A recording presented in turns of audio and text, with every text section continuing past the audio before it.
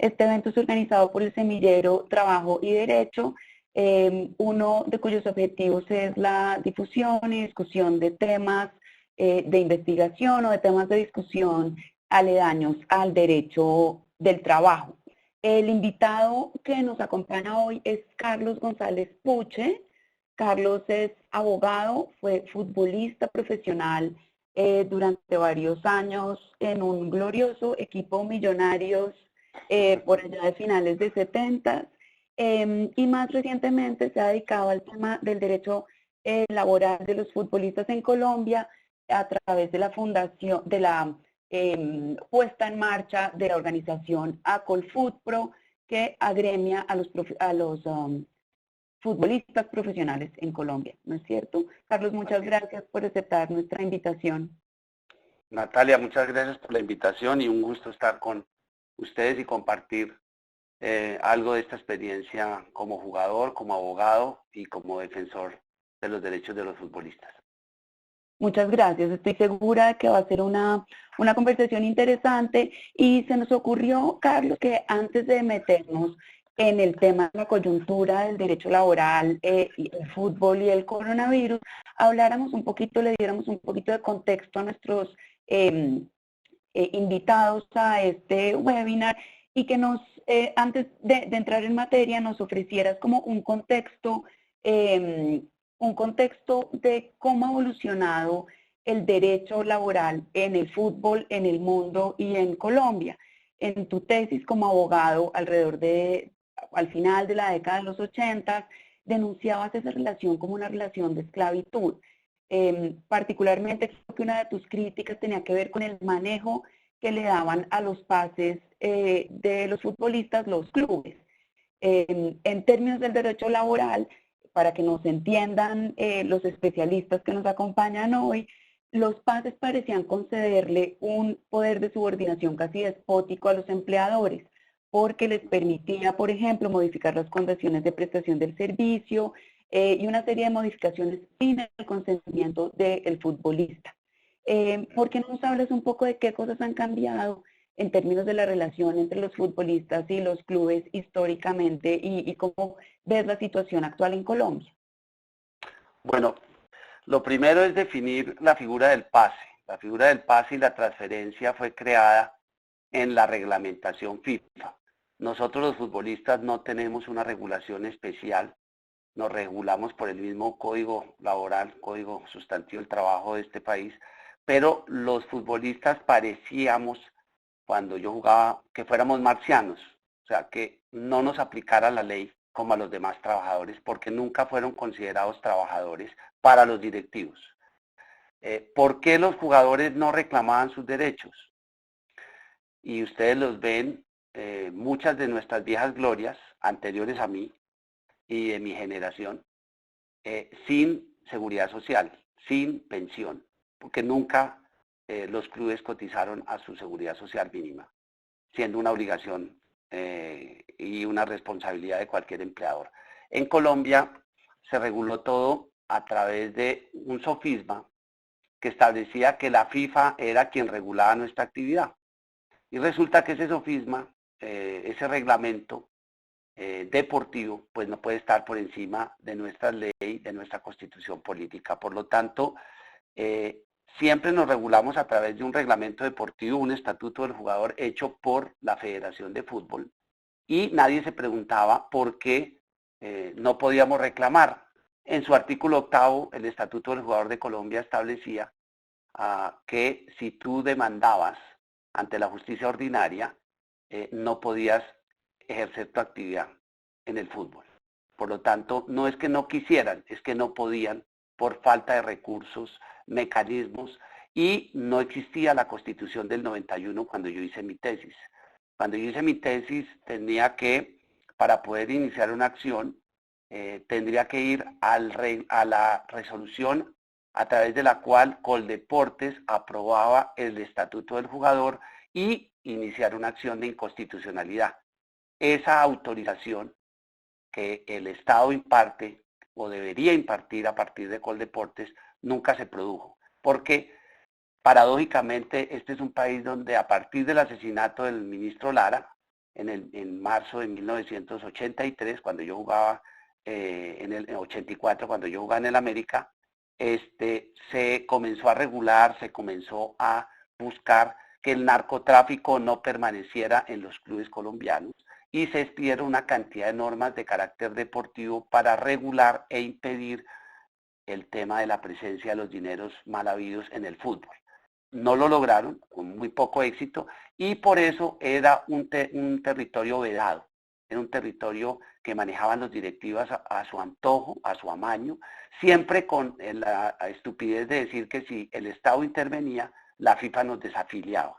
Y esa estupidez todavía la creen algunas personas ignorantes que desconocen que a partir del fallo Bosman, en 1997, esa propiedad sobre los jugadores se limitó a través del fallo Bosman en 1995, diciembre del 95, la determinación del Tribunal Europeo de Justicia. Le pone fin ¿a qué? A que cuando yo quedaba registrado en un club, era de propiedad del club.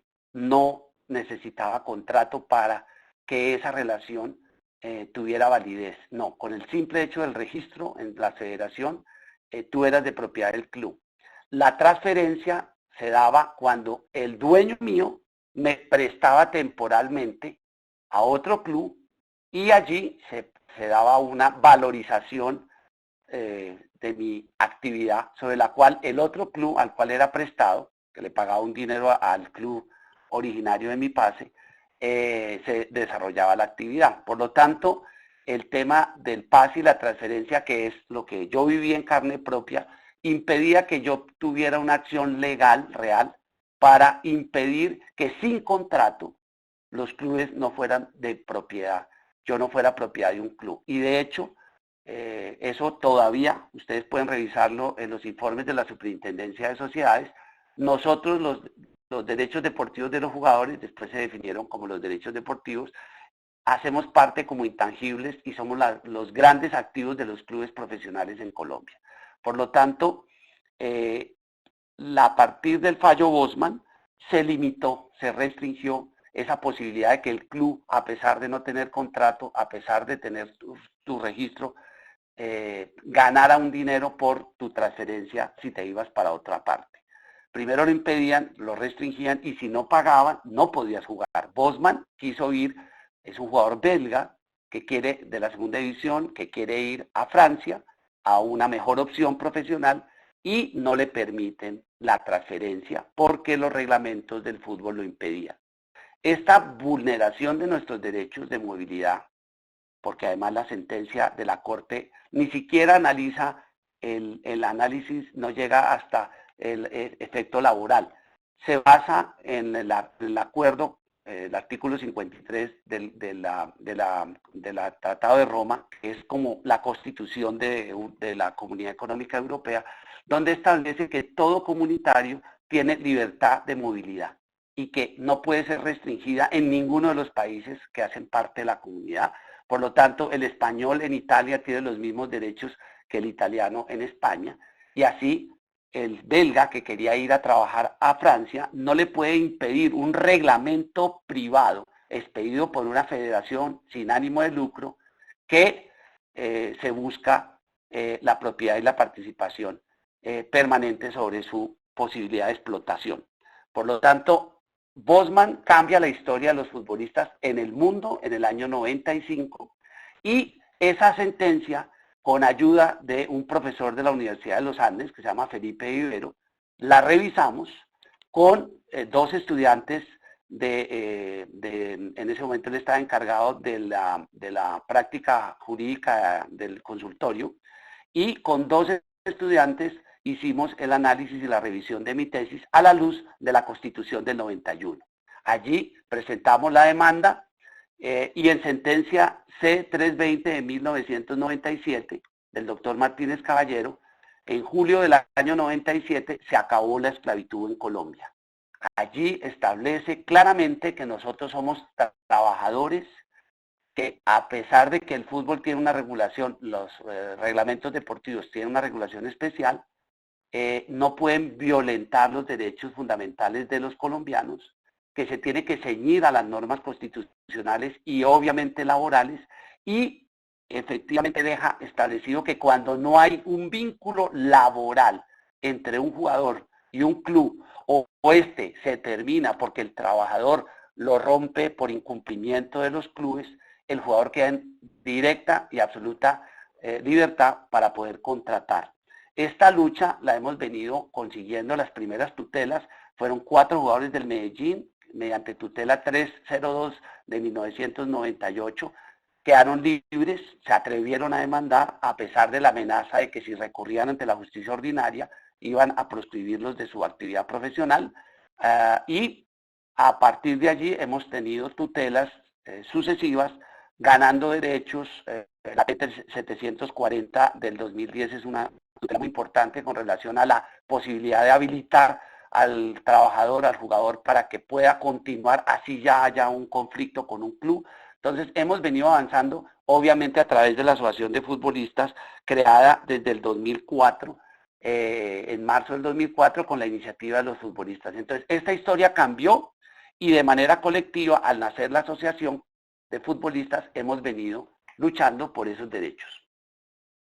Gracias, Carlos. Entonces ya nos empezabas ahí como a sugerir un poco cómo han cambiado algunas de las condiciones de contratación en el fútbol colombiano. Pero entonces quisiera que nos contaras un poco más qué tanto materialmente ha bajado la jurisprudencia de la Corte Constitucional, digamos, al rango tal vez de la Liga A y de la B, en términos de vinculación de los futbolistas a los equipos. ¿Se sigue usando el contrato de prestación de servicios? ¿Se contrata a través de contratos laborales? Y si es laborales, ¿de qué tipo son esos contratos? Y un último tema que se ha vuelto muy contencioso es el tema de la remuneración de los futbolistas. En algunos casos, la jurisprudencia ha conocido algunos de esos casos en los cuales al futbolista se lo contrata con un contrato laboral de bajo monto y un contrato civil o comercial con astronómicas remuneraciones, que se pretende, dice el club, no remunera por el trabajo del futbolista, sino que son, por ejemplo, bonificaciones o gastos de representación. ¿Por qué no nos cuentas un poco como de la materialidad de los contratos de los futbolistas para luego meternos en esta coyuntura del coronavirus? Bueno, cuando la Asociación de Futbolistas nace a la vía jurídica, ningún club cumplía con las obligaciones laborales, ninguno. Eso es, ni Nacional, que es un club organizado, cumplía con las obligaciones. O sea, el tema de pago de pensiones, el pago de salarios, era la permanente incumplimiento, y los jugadores mantenían sin recibir salario, sin que se les pagara la seguridad social, en un porcentaje muy alto. Cuando se formalizaba la relación, igual para evitar el pago de las prestaciones, utilizaban esos mecanismos: 1 millón de pesos, una suma baja que declaraban como salario, y otras modalidades desde en negro, porque no formal, una suma de dinero, un contrato de prestación de servicios, otras modalidades como tú lo comentabas, de bonificaciones, como fue lo que sucedía, por ejemplo, en el Caldas, cuando queda campeón en el 2005 de la Copa Libertadores, utilizaba ese mecanismo. Y cuando el profesor, director técnico, sufre el accidente y queda cuadripléjico, así decía su contrato: 1 millón de pesos de salario y 8 millones de pesos de gastos de representación. Por eso él tiene una pensión de 1 millón de pesos y algunos acuerdos que ha llegado con el Caldas. Esa era la situación de los futbolistas. Los futbolistas hoy en día, gracias al trabajo de la asociación, han venido modificando, pero todavía se mantienen, digamos que en un gran porcentaje, la formalidad está siendo observada, porque finalmente cuando el jugador gana más de 25 salarios mínimos, no hay una pensión superior a la misma, se manejan otro tipo de mecanismos justamente para que no haya que pagar para fiscales sobre una suma de dinero que no le va que al futbolista ni le va a ingresar y al club le va a generar otro egreso. Entonces, tal vez llegando a esos topes de más de 25 salarios, los formales hacen otro tipo de acuerdos. El acuerdo que se mantiene, pero se mantiene sobre unas figuras que se llama préstamo de sus derechos deportivos, sobre lo cual el club paga una suma de dinero y solamente se retiene el 3.5%. ¿Por qué? Como si fuera un arrendamiento. Entonces, no se declara laboral, no es constitutivo de salario y se maneja de esta forma.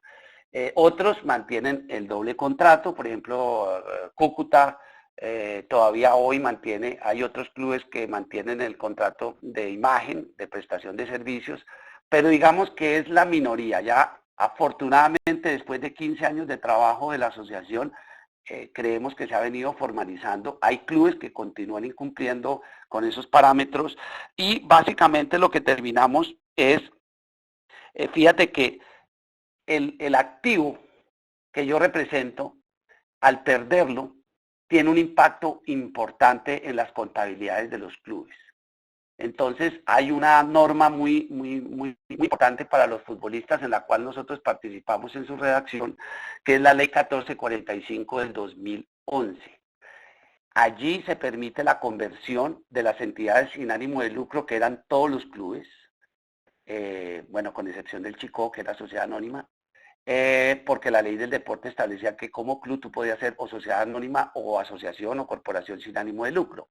Entonces, esta ley establece unos parámetros para que esas entidades sin ánimo de lucro se conviertan a sociedades anónimas. Es un experimento bien interesante que se hace a través de la ley y permite esa conversión con la exigencia de patrimonio líquido, con capital mínimo permanente, de tal suerte que a los 2 meses que un equipo no paga el salario, se utiliza una figura que desde 1985 creó el Estado colombiano, que es el reconocimiento deportivo. Se suspende el reconocimiento deportivo, que es lo que permite a los clubes mantenerse en competencia una vez el Estado revisa que cumpla con todas las obligaciones que le corresponde legalmente. O sea, instrumentos de verificación y de control sobre los clubes el Estado colombiano siempre ha tenido. No las ha utilizado y realmente la Inspección, Vigilancia y Control de Coldeportes, antes instituto, después departamento administrativo y hoy ministerio, es muy pobre. Es muy pobre porque políticamente hay una confrontación. ¿Qué haría un club con la suspensión de su reconocimiento deportivo o cierre incidente con la cancelación? Supongamos esa situación se presentara, qué sé yo, en Pereira. Pereira es un equipo que hoy está jugando, hace 8 años, está en proceso de liquidación y todos sus acreedores están esperando el pago de sus obligaciones y siguen competencia ahora en primera división. Entonces, el poder mediático es lo que ha permitido que estos directivos, con la fuerza que tienen de la Selección Colombia, con el tema de que el circo de Colombia es el fútbol, es lo que da distracción a un país que se ha mantenido en guerra en los últimos 60 años, pues ha permitido que estos amigos vulneren todos los derechos, vulneren todos los parámetros. Y fíjense, hoy en día con todo el tema del coronavirus, el presidente de la DIMAYOR se atrevió a decirle al Estado que si querían ver los partidos, él les pasaba la cuenta de cobro. Ese es el tono, ese es el alcance que han tenido estos directivos, que siempre han dicho, nosotros no necesitamos del Estado para nada, nosotros somos un negocio privado y hacemos lo que nos dé la gana, y quienes hemos roto esa forma de control absolutamente despótico ha sido la Asociación de Futbolistas, enfrentando cuando se presenta una vulneración de derechos, y por eso lo impopular. Nosotros no damos contratos, no tenemos televisión, no generamos las fuentes de empleo para los periodistas, y por eso obviamente la crítica sobre el sistema no se da, porque si los periodistas viven del fútbol, el canal de la televisión contrata a los mismos periodistas que supuestamente generan opinión, realmente es muy pobre la posibilidad real de que se dé una crítica y un análisis sobre el sistema. Por lo tanto, es un sistema construido de manera perfecta, que independientemente de la modalidad contractual que se utilice, de las vulneraciones que cometan, siempre la pelotica tiene que estar en el campo y divertir al público, a través de la televisión, en los estadios, y por lo tanto la posibilidad misma de que entren como verdaderas empresas deportivas, como se da en otros países del mundo, se cumpla y se verifique en su totalidad en Colombia. Hemos mejorado, pero todavía tenemos ejemplos de clubes que siguen incumpliendo y mantienen esas prácticas elusivas para no pagar las prestaciones. Hay otro equipo, y lo digo directamente, el Chico paga 1 millón de pesos a los trabajadores y el resto no deja rastro del pago que recibe el trabajador. Ok, ok. Bueno, algunas cosas han mejorado, pero otras no mucho. Y entonces ahora sí metámonos, Carlos, a el coronavirus y las estrategias de contención que han usado los equipos en esta coyuntura. Parte del trabajo de tu organización ha sido un poco denunciar estas combinaciones por parte de los equipos. Se ha reportado, por ejemplo, que en algunos casos se han suspendido contratos o se les ha invitado a los jugadores a tomarse licencias no remuneradas, invitar entre comillas, ahora nos vamos a hablar un poco más de eso, y otros han llegado a acuerdos de reducción de salarios. La forma en la que se han negociado estas salidas con algunos equipos, me parece que es lo que tú tratas de mostrar a través de la asociación, denota una modificación unilateral del contrato de trabajo, lo cual es ilegal, ¿no?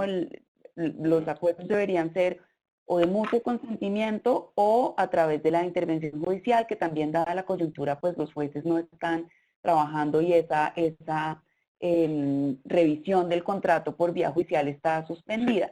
Pero entonces muchas de estas modificaciones parecen en realidad modificaciones unilaterales que los equipos les están imponiendo a los trabajadores. ¿Por qué no nos cuentas un poco qué te han contado los trabajadores en el campo de estas estrategias?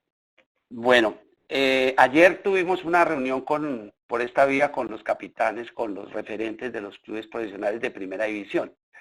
Y podemos decir que, a ver, nosotros privilegiamos los acuerdos que han llegado negociados y concertados entre empleadores y trabajadores. O sea, las circulares expedidas por el ministerio, la circular 21, y ahora, si tú ves el tono de la circular 21 de 17 de marzo con la 33 del 17 de abril, ya hay un tono de renuncia a derechos que se tienen, entre comillas, que ya se tienen a nivel convencional, porque la primera etapa, antes de que supiéramos todos a dónde va a ir esta actividad, porque finalmente la pandemia continúa, nosotros el fútbol no hemos sido considerados por el Estado colombiano prioritario para mantenerse en actividad, pero los equipos de fútbol en este momento dicen, no tenemos ningún ingreso. Sí tienen ingresos de televisión, tienen ingresos a través de la federación que les ha entregado unos recursos importantes por excedentes del ejercicio de la federación, entregó 11.000 millones de pesos a los clubes tipo A, más o menos 370 millones, y los más pequeños tipo B les entregó 160 millones hace 15 días. Se está tramitando otros 2 millones de pesos, 2 millones de dólares con la Conmebol, más o menos 1 millón de dólares con la FIFA, lo cual permitiría que recibiesen también una suma parecida a la que recibieron hace unos 20 días de la federación, pero a pesar de ello, pues fíjese, con todas las recomendaciones de vacaciones anticipadas, de mecanismos de permisos remunerados, viene la segunda modificación a nivel de la modificación de jornada, suspensión de beneficios extralegales, que es lo que establece el Ministerio en la circular 33, pero a pesar de tener el dinero, encontramos que clubes como por ejemplo el Cúcuta y Patriotas, antes de la pandemia, todavía adeudan el mes de febrero. No han pagado febrero. O sea que antes la pandemia para el fútbol son algunos de sus directivos. Porque a pesar de que ponen el dinero, a pesar de que reciben el apoyo, el dinero nunca termina pagando salarios para los trabajadores. Entonces, ¿cuál es la posición? Así como se han podido llegar a acuerdos que permite el artículo 50, una revisión contractual, que con éxito se ha logrado en equipos como Junior, como el Cali, como Medellín, como Millonarios, han podido avanzar en esos acuerdos. Otros equipos están comenzando a negociarlos porque conforme los parámetros del gobierno nacional dieron vacaciones colectivas para que pudieran recibir el salario completo los trabajadores en el mes de marzo. Pero aún así, todavía obcecadamente hay equipos que quieren imponer sus condiciones. Entonces, el diálogo se da, les reduzco el 50% y si no, les suspendo el contrato. En esa posición hoy está Jaguares. Bucaramanga tiene suspendidos 29 contratos, hasta los de los técnicos.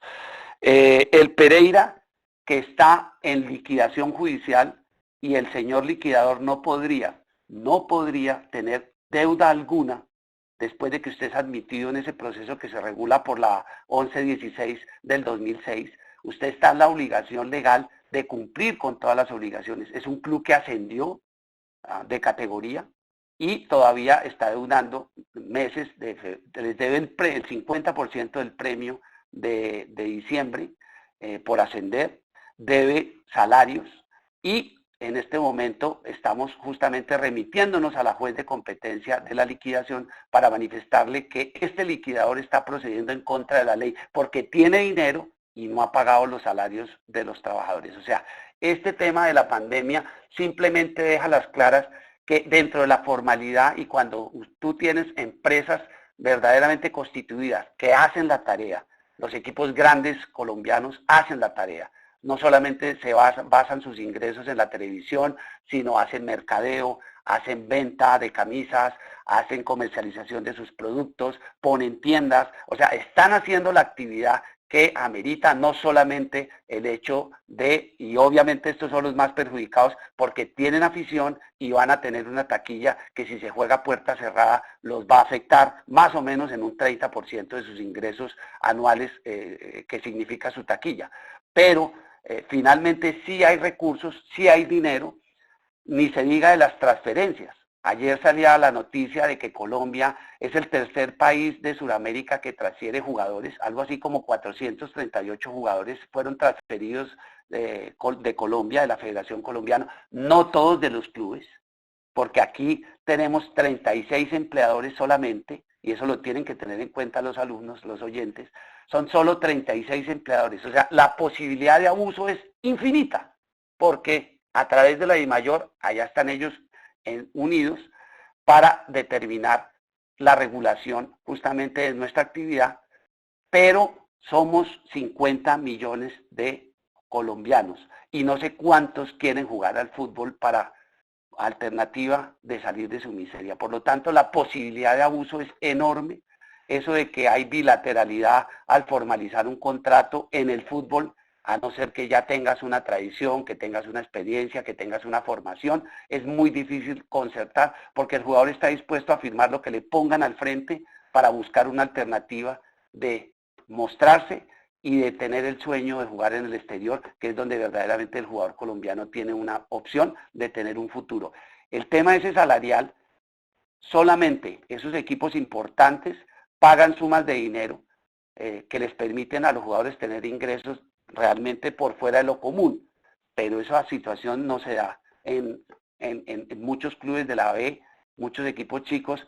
Los jugadores profesionales en Colombia se ganan el salario mínimo y esa es una grandísima estupidez que han transmitido los periodistas que trabajan en la cadena de la televisión para generar ese ambiente de que nosotros los futbolistas somos multimillonarios y nos ganamos sumas astronómicas.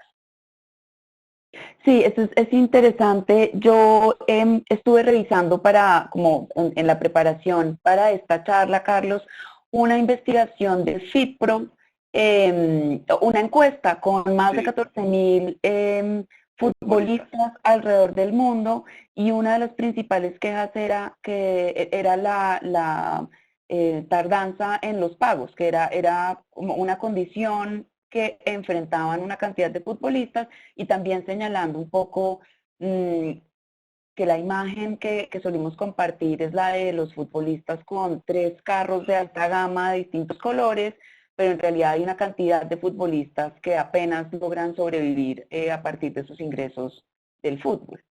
Así es, y es que cuando tú haces comparaciones, como la hacen estos idiotas diciendo, no, es que los futbolistas de Alemania, del Bayern Múnich, hombre, la liga alemana para poder competir un club tiene que consignar en una fiducia el 50% de sus gastos fijos para poder competir. Ni se diga de la MLS, donde las franquicias exigen una cantidad de requisitos. O sea, cuando uno habla, por no decir Inglaterra, España, donde evidentemente los equipos de segunda pues no tienen la misma capacidad económica, pero sí la distancia es enorme, enorme. Cuando Mario Yepes jugaba en el PSG, alguna vez yo lo visité y me decía, puche, aquí no pasa nada, aquí todo el mundo paga, aquí a través del sindicato se conocen todas las reglas, se maneja, aquí no hay atrasos, aquí ese tema de Colombia no se presenta. Entonces, hacer esas comparaciones cuando un solo jugador puede donar en el Bayern Múnich 1.000.000 de euros, que sería yo creo que todo el salario de todos los jugadores juntos en Colombia, un solo jugador puede hacer una donación de 1.000.000 de euros. Entonces, las comparaciones son la muy marcada diferencia, la estructura es muy diferente y los futbolistas obviamente en Colombia todavía tenemos un camino largo de lucha, un camino largo de reivindicaciones, porque las regulaciones de trabajo no están concertadas, están impuestas como los contratos. Por lo tanto, la situación para modificar esta situación e impedir que, por ejemplo, un club llegue hoy a utilizar el numeral primero del artículo 51, suspender los contratos de trabajo, sin pedir ningún tipo de autorización. Nosotros hemos planteado que si van a presentarse estas situaciones, como bien lo recomienda el gobierno colombiano, ninguna actividad en Colombia ha sido autorizada, ninguna, ni los hoteleros, ni las aerolíneas, para suspender contratos, menos para cancelar contratos de forma masiva, despidos masivos, porque el Estado colombiano está buscando, mientras avanzamos, que se reduzcan eventualmente los salarios, que se mantengan las condiciones de trabajo, que el trabajador en esta situación pueda recibir para proteger a sus familias, para él, un salario que le permita solventar los gastos que implica estar en cuarentena y no poder ejercer su actividad. Pero a pesar de esa racionalidad, pues tendremos que recurrir sin duda, como lo han hecho los empleados del Club de Abogados, a una tutela que ya fue fallada el día de ayer favorablemente y que la voy a poner a disposición de ustedes, como también un barman en Cartagena ya fue reconocido su derecho a recibir un salario, a recibir una contraprestación, a pesar de que la discoteca donde trabaja ha cerrado sus puertas. Por lo tanto, aquí lo que menos existe en muchos directivos es la racionalidad. Afortunadamente no podemos calificarlos a todos igual, a todos los empleadores igual del fútbol, porque hay unos formales que han buscado justamente las alternativas que el gobierno ha recomendado y que nuestra normativa laboral permite, como es justamente la prevista en el artículo 50 de nuestro Código Sustantivo del Trabajo, que habla de la revisión del contrato, porque hay causas que lo generan, entendemos que es así, pero dinero hay. Lo que pasa es que el dinero siempre se queda en algunos clubes en un solo bolsillo siempre. Gracias, Carlos. Antes de abrir el espacio para preguntas de los asistentes, quisiera hacer esta última pregunta y que tiene que ver con el tema de la discriminación de género en el fútbol, Carlos, ¿no? Que es muy importante para investigadores como yo y sé que para algunos estudiantes de mi curso que justamente estuvieron pensando en este tema en una sesión cercana. En particular hablemos de la brecha salarial que ganó relevancia en la última Copa de Fútbol del Mundo. De acuerdo con la información disponible, se dice que la FIFA otorgó premios por alrededor de 30 millones de dólares en el campeonato femenino, comparado con 400 millones de dólares en premios para el campeonato masculino. Es decir, los hombres ganaron más de 10 veces lo que ganaron las mujeres. Y de hecho las jugadoras del equipo de Estados Unidos, las 28 jugadoras de la selección, radicaron una demanda por discriminación laboral en contra de la Federación de Fútbol de Estados Unidos, porque a su juicio su representación como futbolistas era similar, comparable a la de los hombres en en el mismo campeonato. Eso pues por hablar de Estados Unidos, pero pues en Colombia, en parte del informe que tú preparaste del 2019, haciendo una evaluación de las condiciones de trabajo en las que tenían que desempeñarse las jugadoras femeninas, una cierta discriminación por ejemplo, en el uso de las sedes deportivas, que pese a que hay unos equipos que tienen buenas sedes deportivas, a las mujeres se las excluye de esos lugares y se las obliga a entrenar en canchas públicas o en canchas de colegios que en ocasiones no son adecuadas y que las enfrentan a posibles lesiones, para no hablar de las denuncias de acoso sexual en la selección Colombia. Hay como una cantidad de circunstancias que ponen a las mujeres en una particular situación de rezago frente a la equidad laboral en el fútbol.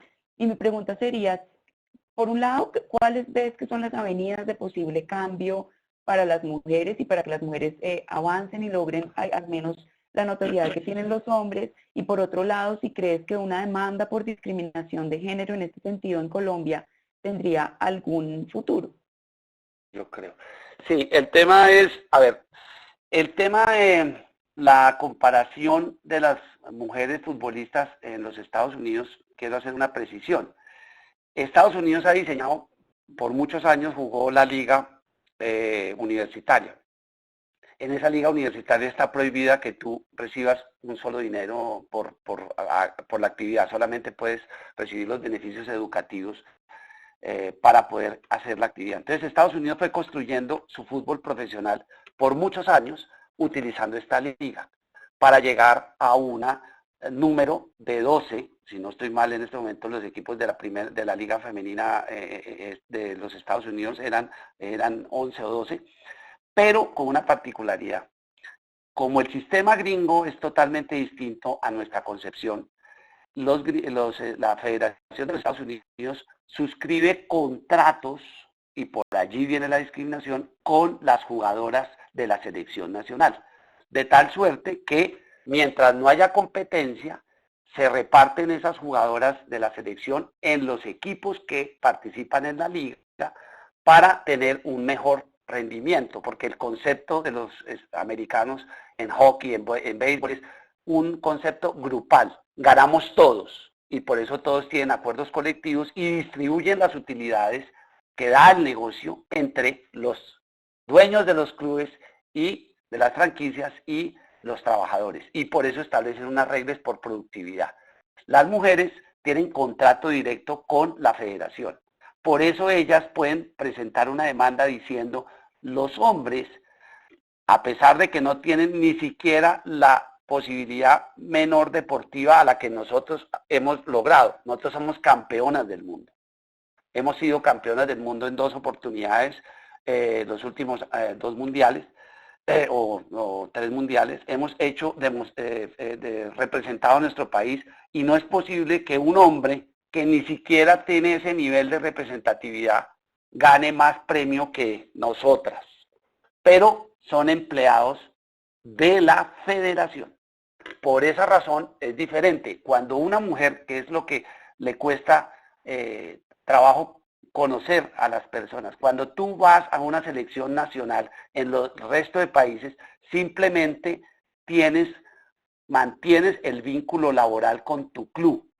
El club al cual te cede gratuitamente para que prestes el servicio al seleccionado nacional, es el que está pagando el salario. El salario de James lo paga el Real Madrid cuando viene a la Selección Colombia. No lo paga la Selección Colombia. No tienen vínculo laboral. Es simplemente una subordinación deportiva conforme a los reglamentos de la FIFA, donde se establecen unos plazos para que el jugador preste su concurso a la selección de cada país, y si no lo quiere hacer, tiene unos términos para decir no quiero ir. Pero en el caso de las mujeres, justamente viene la protesta. ¿Por qué? Porque son mujeres que no tienen ningún vínculo contractual con ningún club colombiano, no tienen ningún vínculo contractual con la federación, simplemente recibían unos premios y debían recibir la ropa. Y cuando hace un año exactamente, toda la denuncia, dejamos en claro que las mujeres, para venir a representar a su país, tenían que pagar las concentraciones, tenían que pagar los tiquetes, tenían que someterse a ropa usada de hombres cuando Adidas entrega la ropa para hombres y mujeres para una representación como se debe. A pesar de ello, tenían que comprar en muchos casos la ropa para poderse llevar una camiseta de recuerdo a sus casas. Entonces, la discriminación fue absoluta. No tenían, cuando venían a representarnos en un mundial, una mujer que se lesionó, Melissa Ortiz, se lesionó y no tenía seguro médico porque ella vivía en los Estados Unidos y el seguro médico que había constituido la federación no le daba cobertura porque se lesionó en los Estados Unidos en un partido de práctica, de preparación para el mundial. Entonces, todas esas cosas quedan a la luz, pero en últimas, lo que es claramente demostrativo es que tú no te imaginas que James o Falcao tengan que pagar su tiquete para venir a jugar con Colombia, o que tengan que pagar por su ropa.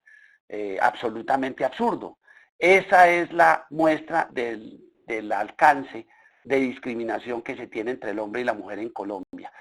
La Liga Profesional Femenina en Colombia, 2017, 2018, 2019, el informe es la del 2019, y en lugar de avanzar, mujeres que ganan medallas en Panamericanos, mujeres que han ido a mundiales, mujeres que han ido a olimpiadas, logros que no hemos tenido los hombres siempre, porque ellas realmente han marcado el camino a través de un esfuerzo enorme, a través de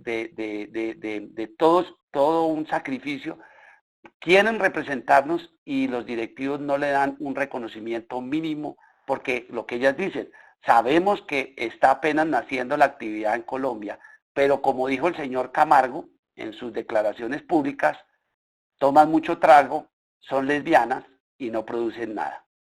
Ese todavía, vamos a ver qué dice la Corte Constitucional, porque el defensor del pueblo presentó una acción de tutela que nosotros además hemos venido apoyando y estamos a la espera de que los magistrados de nuestra honorable Corte Constitucional nos digan si en Colombia hay o no hay discriminación en contra de las mujeres por parte de los directivos del fútbol colombiano.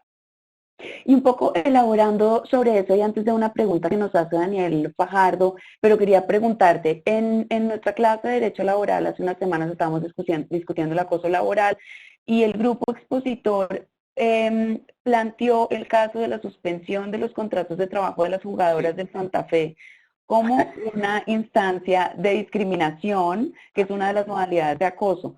Mi pregunta es, y tuvimos una discusión y yo les preguntaba si la característica de permanencia en el tiempo era un requisito que iba como a reducir la fuerza de esa demanda.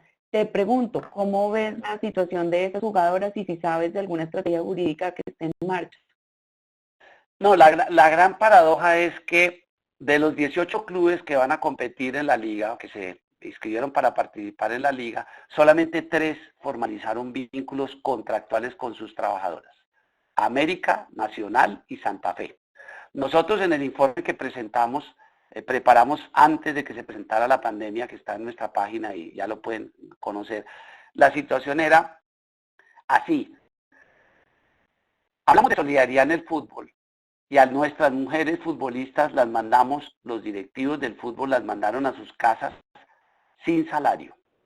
14 clubes las mandaron sin salario. Millonarios firmó un contrato el 8 de marzo y cuando se presentó la pandemia, pues el 13 de marzo lo mismo, por mutuo acuerdo terminó los vínculos.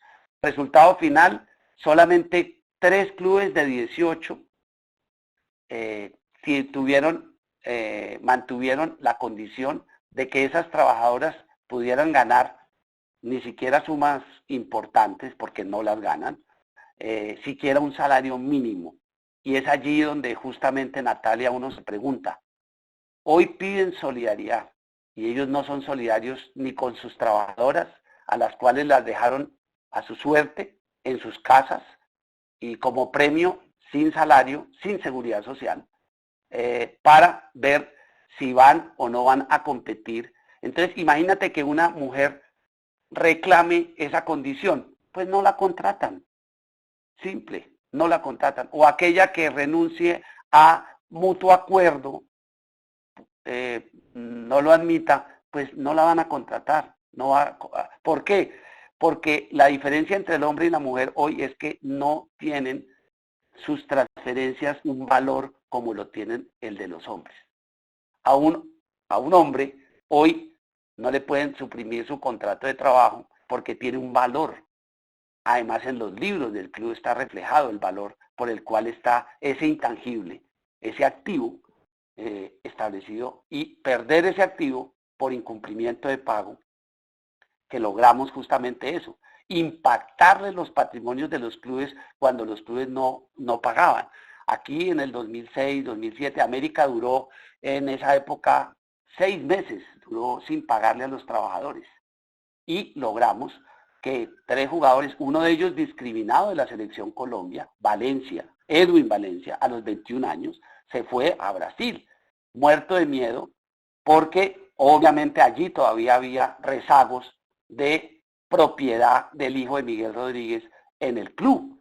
Y él tenía miedo de tomar la determinación. Y 3 jugadores, Bustos, un lateral derecho que se fue al Cúcuta, Biafara, que se fue al Brasil, y él, que se fue a Brasil, a Paranaense, pudieron ir libres porque el América no les pagaba el salario.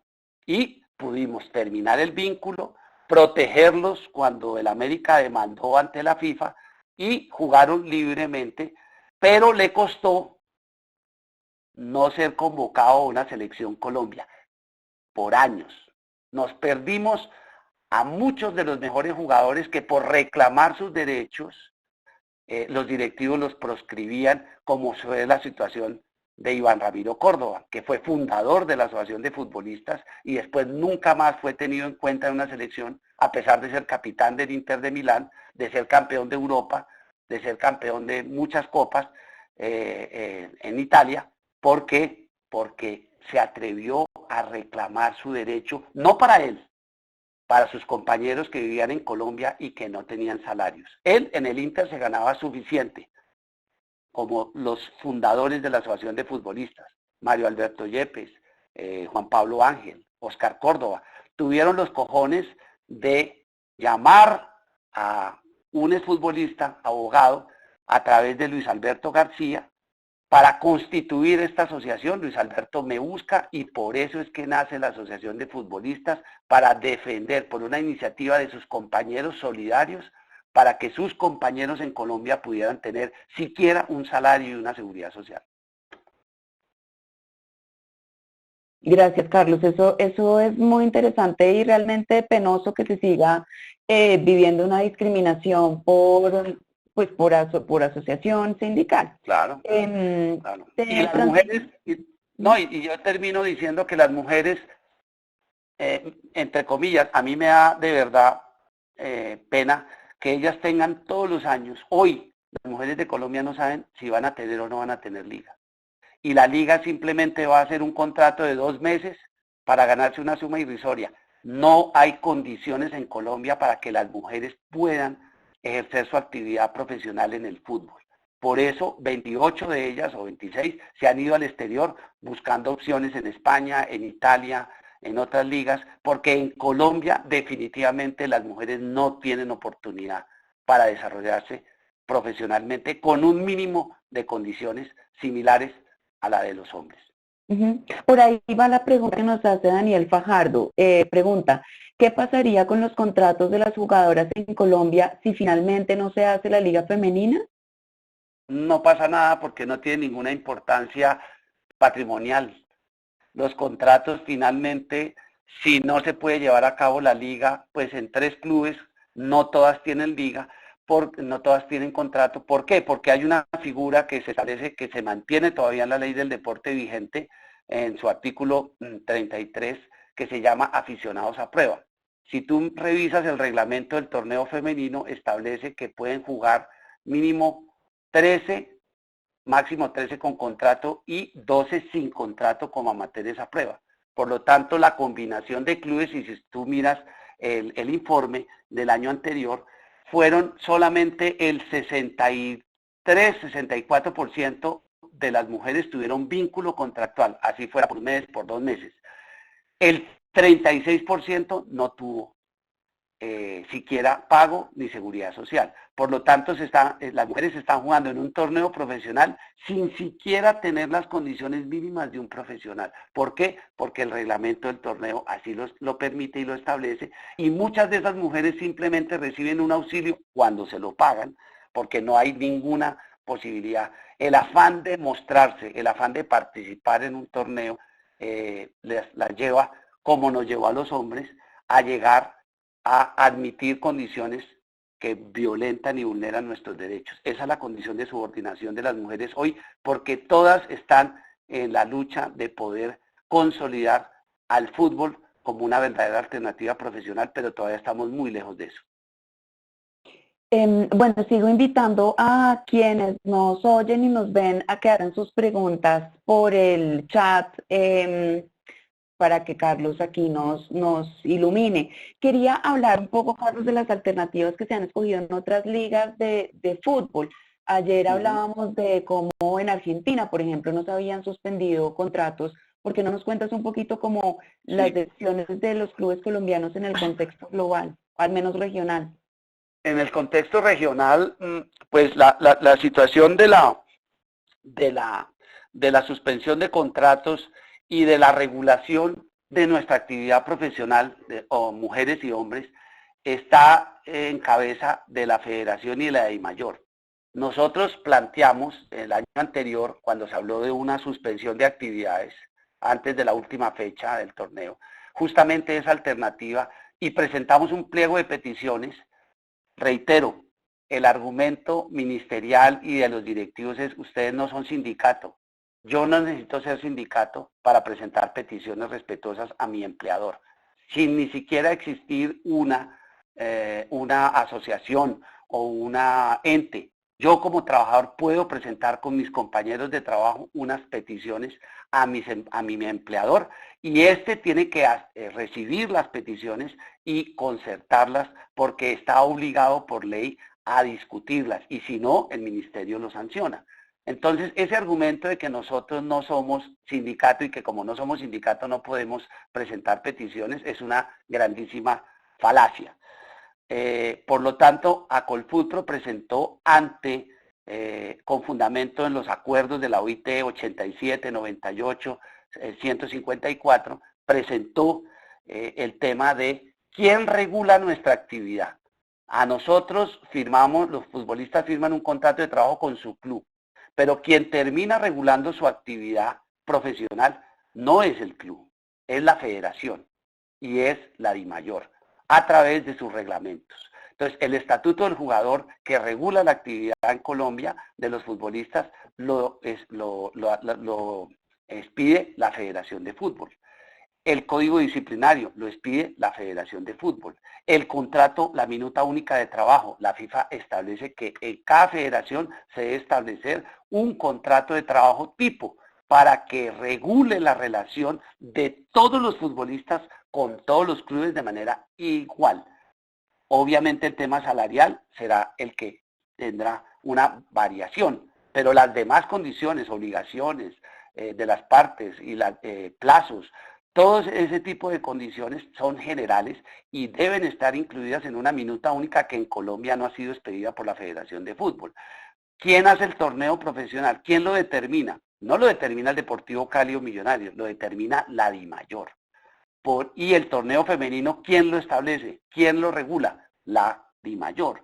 Por lo tanto, todos los aspectos que nosotros presentamos a consideración de quienes regulan nuestra actividad no ha sido discutido, y hoy está en un conflicto sin resolverse, porque obviamente ha habido otras prioridades en este país y pues lo que estamos viviendo así lo establece claramente. Pero la queja ante la OIT, que ya ganamos una queja ante la OIT en el 2005, en 2007, por justamente un pliego de peticiones que se presentó y que no se negoció, y la OIT produce unas recomendaciones donde establece claramente que la Asociación de Futbolistas tiene la capacidad para presentar las peticiones, tiene el derecho de asociación para discutir un pliego de peticiones, y ahí mismo se establece dentro de la recomendación 2 que el estatuto del jugador, que es la norma que regula nuestra actividad, debe ser discutida entre la Federación, la DIMAYOR y Acolfutro. Por esa razón, incumplidas esas obligaciones que se pactaron en el Ministerio de Trabajo desde en el 2005, perdón, hoy todavía incumplidas, fueron objeto de una demanda ante la OIT, y la OIT nos dio la razón, y el gobierno colombiano ha incumplido el cumplimiento de estas 3 recomendaciones del Comité de Libertad Sindical. Por lo tanto, la mejor alternativa, Natalia, es la concertación. En España, si tú lees, están en este momento discutiendo justamente el sindicato, la federación, la liga, cuáles van a ser las condiciones de suspensión, de prórroga de los contratos, de continuidad. Y por favor, no sigan repitiendo la tontería que es que la FIFA dice. No, la legislación de cada país es la que regula nuestros contratos de trabajo. Nuestra relación de trabajo la regula nuestra legislación laboral. La FIFA y su reglamento opera cuando hay una transferencia de carácter internacional o la relación de trabajo es entre un... ¿Aló? ¿Qué pasó? ¿Ya se normalizó? Se me cortó. Y Carlos, sí, lo escuchamos. A ver, entonces la relación de trabajo es entre los clubes, los jugadores, y nos regulamos es por la normativa nacional. Cuando hay un conflicto de carácter internacional, puede justamente un jugador extranjero, un colombiano que se encuentre en Malasia, puede recurrir a reclamar un derecho frente a un club de Malasia ante la FIFA, a la Cámara de Resolución de Disputas, que garantiza que su reclamación se va a resolver por los mecanismos reglamentarios de la FIFA. Por lo tanto, esa es una protección pero la FIFA reglamentariamente no puede imponer condiciones laborales en cada uno de los países miembros.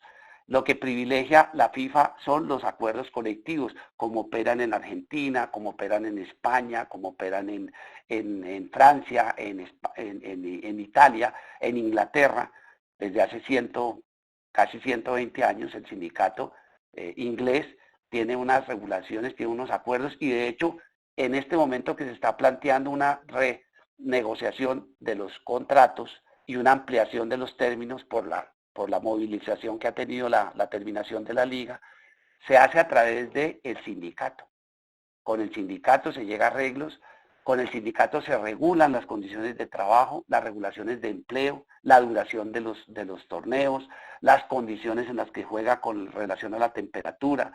Hoy en día las mujeres en España acaban de lograr una convención colectiva. En el mes de enero se formalizó un acuerdo colectivo en España donde las mujeres tienen su convención, tienen su acuerdo colectivo, y en Argentina fue acogida la liga profesional donde obligatoriamente como mínimo deben tener contrato 8 mujeres, y esas mujeres automáticamente entran a disfrutar de la convención colectiva que regula las relaciones de trabajo en Argentina desde hace muchísimos años, más de 60 años.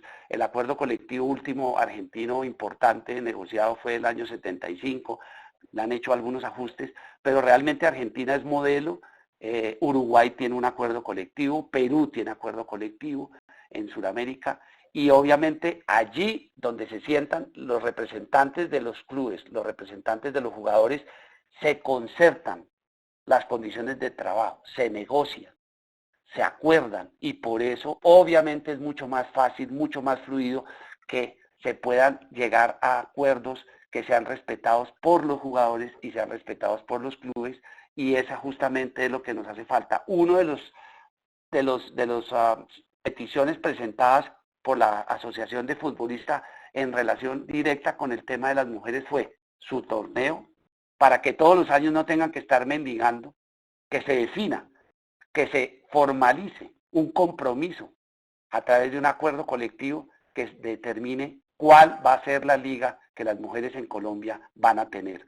Y el otro es los protocolos para defender ¿sí? Cuando son acosadas sexualmente. Ese es un protocolo que es definitivamente indispensable, porque hemos encontrado que en el tema de la mujer, el tema del acoso laboral es un tema muy complicado en nuestro país. Gracias, Carlos. Bueno, te transmito dos preguntas, no sé qué tanto tiempo tengamos, aunque han surgido otras por aquí en el chat. Entonces, la primera pregunta es de Mayra Jiménez y su preocupación es por la financiación del fútbol femenino y te pregunta qué porcentaje de los ingresos del club representa la boletería de los partidos.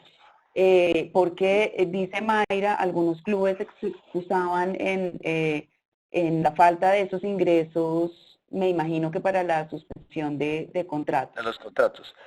Sí. Y te lanzo otra, y si quieres las acumulamos ahí porque ya vamos agotando el tiempo.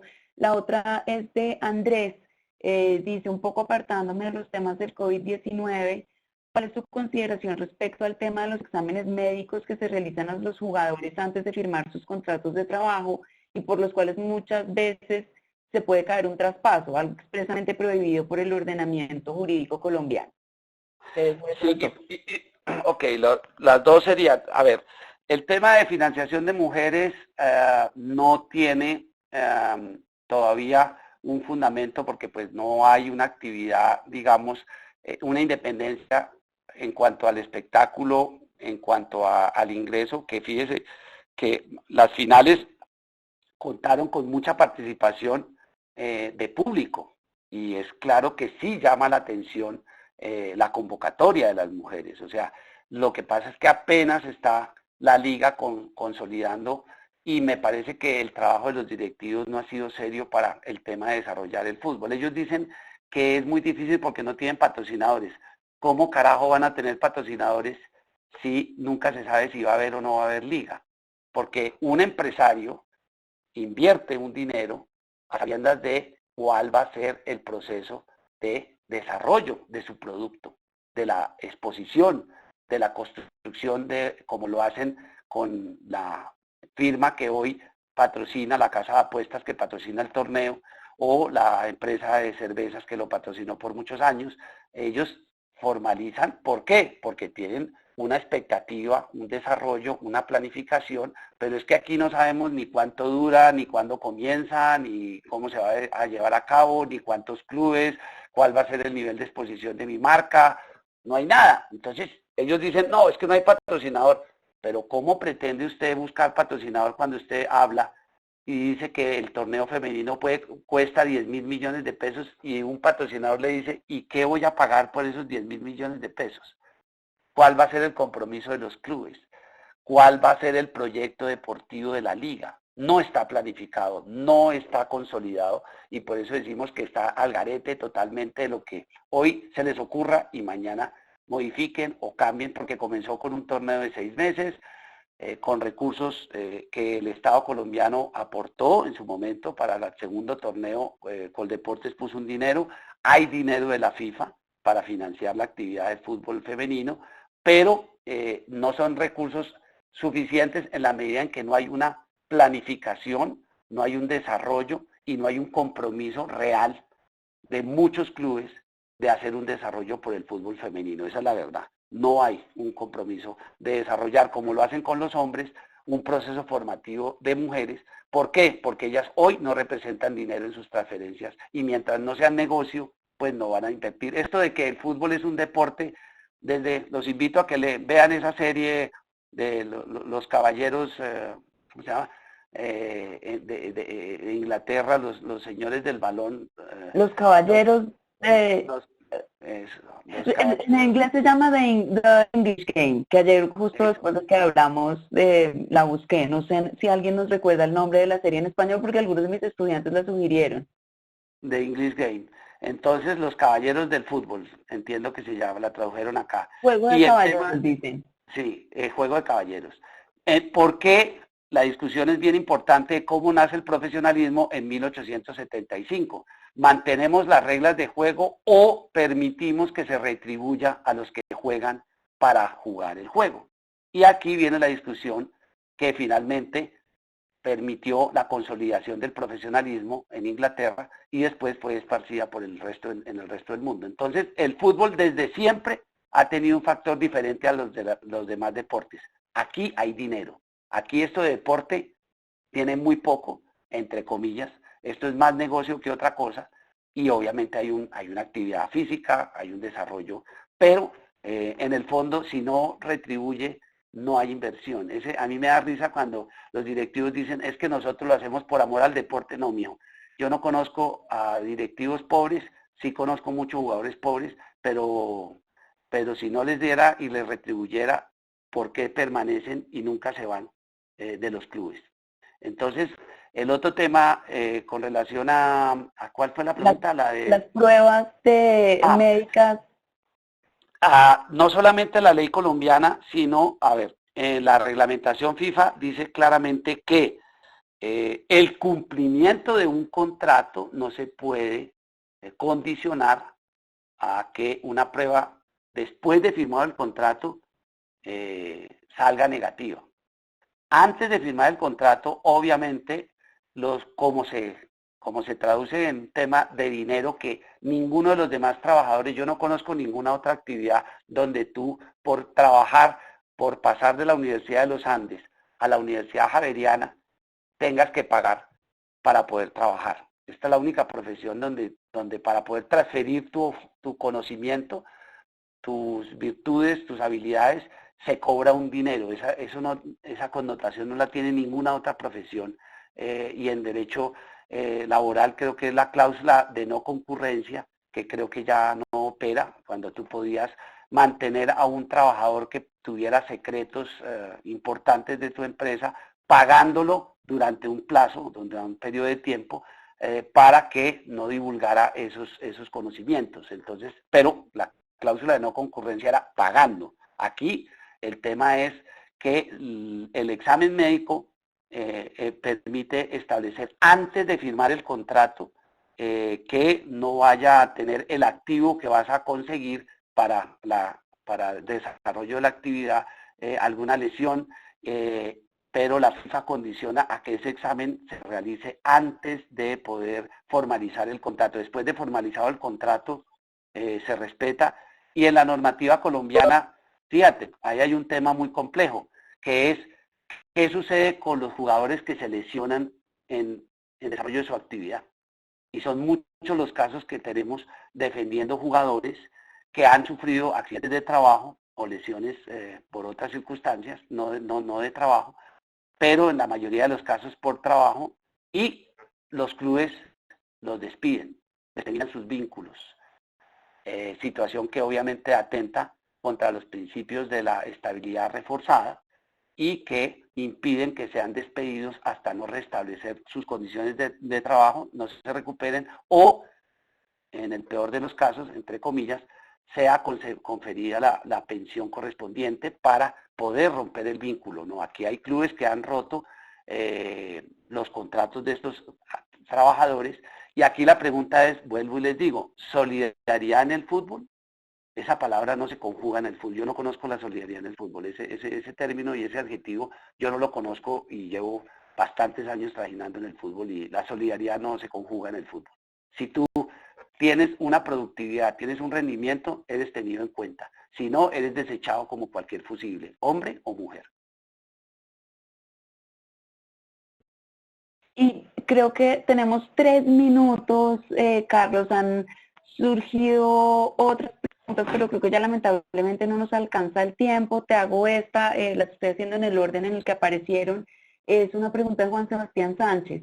Dice, por lo conversado, pareciera que las diferencias salariales de jugadoras y jugadores en el fútbol fueran producto del mercado, que no valoriza lo suficiente los pases de las jugadoras, y los clubes argumentan que las jugadoras no producen las mismas utilidades por derechos de televisión y publicidad. En este contexto, ¿cómo promover el equilibrio? ¿Es una cuestión de falta de normativa laboral o de falta de iniciativa por parte de los clubes y de las directivas de la DIMAYOR, del fútbol colombiano? ¿Solo son los sindicatos de jugadoras y jugadores hombres los que podrían presionar? Como sociedad civil, ¿cómo podríamos ayudar? Pues justamente por eso incluimos la posibilidad de negociar la liga femenina en las peticiones, porque justamente ellas no tienen unas condiciones hoy que permitan decir puedo desarrollar la actividad profesional en Colombia. Por lo tanto, es falta de visión.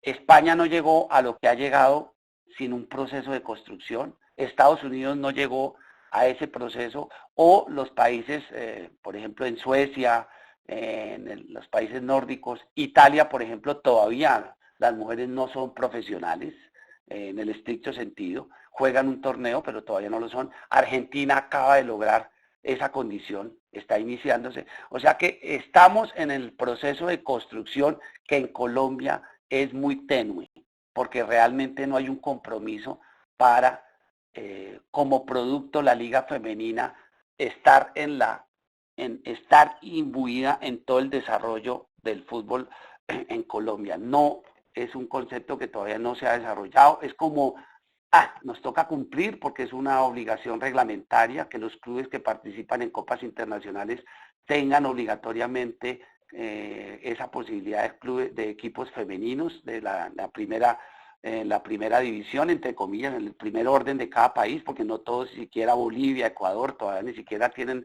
cercanamente una liga femenina formal.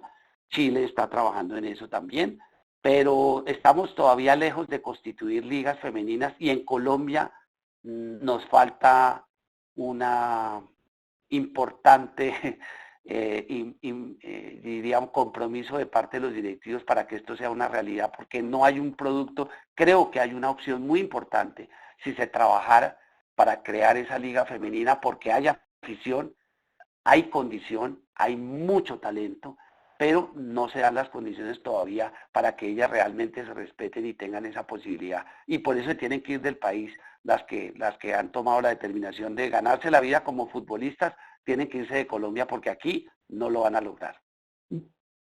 Carlos, muchas gracias. Se quedaron algunas preguntas en el tintero, pero lamentablemente no podemos terminarlas porque los estudiantes tienen clase a continuación. Pero creo que mucho de lo que hablamos manifiesta la urgencia de muchos cambios en temas de fútbol, pero también los retos muy grandes que se le vienen a la jurisdicción laboral, solucionando todas las controversias que van a generarse con ocasión de esta crisis. Y eso nos dará muchas horas de charla en los próximos semestres, ojalá. Sí, pues muchas gracias por la invitación.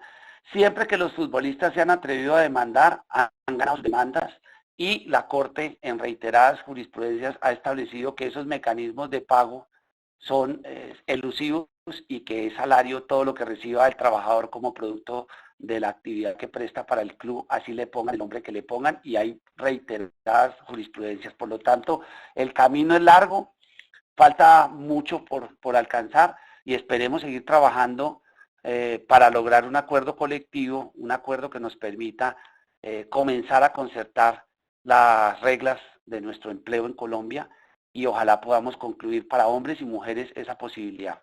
Muchas gracias por la invitación. Como sociedad civil, como ustedes desde la academia, ayuda muchísimo que se interesen en investigar, en buscar alternativas y ojalá unas muy buenas opciones para que el fútbol colombiano de verdad crezca y se fortalezca como lo que todos queremos. Muchas gracias, Natalia, por la oportunidad y el gusto de estar aquí en la Universidad de los Andes con tus estudiantes. Muchas gracias, Carlos, a ti, y muchas gracias a mis estudiantes y a todos los que nos acompañaron. Gracias por sus preguntas. Seguro, por el interés que generó esta charla, tendremos unas próximas en el futuro. Esperemos que así sea. Conferencia, nos dicen, demasiado interesante. Muchas gracias realmente a todos los que asistieron. Carlos, ojalá quedas comprometido para una próxima. Claro que sí. Esperemos que se pueda dar el debate donde tú lo consideres, y estaré pendiente de aceptar la invitación y de construir y de ayudar a construir una conciencia distinta sobre lo que requiere realmente nuestro fútbol y cómo los trabajadores del fútbol también, a pesar de que nos digan que somos multimillonarios, necesitamos mucho apoyo, porque el déficit en cuanto a nuestros derechos todavía, a pesar de que la asociación ha trabajado muy duramente para defenderlos. Todavía falta mucho para la construcción de unas reglas claras, como dice nuestro logo en la asociación, reglas, juego limpio, reglas claras. Gracias, Carlos. Muchas gracias.